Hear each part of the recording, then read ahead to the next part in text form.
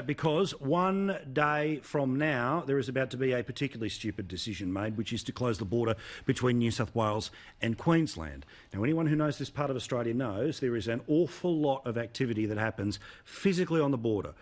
Coolangatta, Tweed Heads, Twin Towns is the name, of course, of their local club, named because these two places might be on either side of a border, but they completely coexist.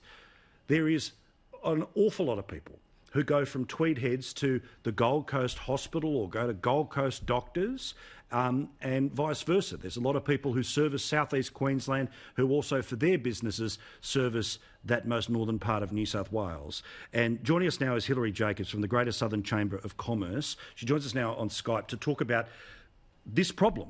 Because at midnight tomorrow night, so give or take 24 hours from now, we're going to have this horrible issue. Now, I understand the logic that basically says we don't want people exposed to the virus in Sydney to be rocking around in Brisbane or causing troubles in Townsville. But when you're on one side of the road and you can see the other side of the road but it's a different state, what do you do if you're somebody who lives in New South Wales but your doctor is technically in Queensland? Well, if we follow the instructions of Annastacia Palaszczuk, we get a permit which says that we have essential business to do on the other side of the border.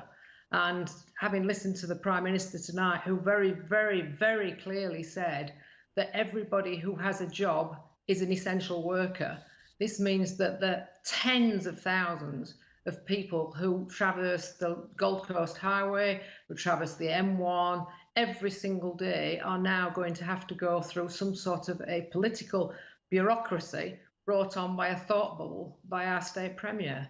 We're very, very disappointed. And the fact that the Prime Minister has just said that we don't want to do great economic harm. This will do great economic harm. These people are being told you can no longer go to the shops and no longer do the business with the people you normally go to. You must stay in your state. And that will apply to both sides of the border. I can't imagine how on earth this is going to happen on Thursday morning. We have 20,000 vehicles an hour approximately going up and down the motorway. We can't cope with the motorway traffic as it is now without stopping every single one of them to make sure that they are who they are and are going for a legitimate reason. As a frequent visitor and future resident of the Gold Coast and your part of Australia, I know exactly what we're talking about. To give people a visualisation here, Gold Coast Airport, immediately behind it is a highway. There is a bridge underneath that highway, or that goes over that highway, that basically is the state border. It would mean that, will there be police cars? Will there be somebody checking if you're trying to drive north?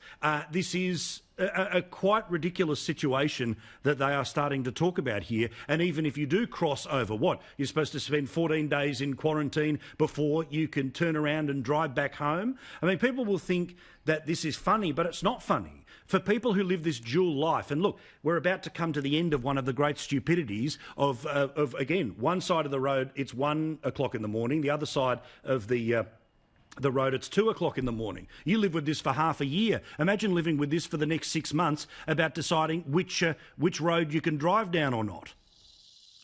The biggest problem from our point of view is that these people are going to be having to have something similar to an RBT. We've been told by the state police today that they have now powers set up. They will set up something similar to an RBT on the border, and they will be checking vehicles. Now, at some point down the line, they are saying that we will be given stickers to have in our cars so that people can see whether or not we are doing what we should be doing. But anybody who doesn't have a sticker is then going to get stopped. And in the meantime, what damage is going to be done? We've all seen over the last 5 or 6 days how much this country has changed. This policy is going to take weeks, as far as I can see, to get it to work properly. And by that time, the damage that will have been done to the businesses, to the community. We're supposed to be Australians. We're all supposed to be the same country. If we're really worried about who's carrying the disease from one place to another, surely the Prime Minister's made it very clear tonight that people from Brisbane shouldn't be coming down to the Gold Coast at the weekend. People from Byron shouldn't be coming up to do things at the weekend. People should be staying at home. We should be listening to the government, and we should be doing what the government's asking us to do. And I'm pretty sure he didn't mention anything about border closures today. Absolutely. Look, there's quirks of the Constitution, but I'll leave that for other people to get involved. But you shouldn't have to bankrupt yourself to be able to work out that you can go from one side of the road to the other in a country where we, of course, supposedly all equals. Hillary, we're going to stay in touch. Thank you. Thank you. Hillary Jacobs there from the border of New South Wales and Queensland. She's representing the Great Southern Chamber of Commerce. If you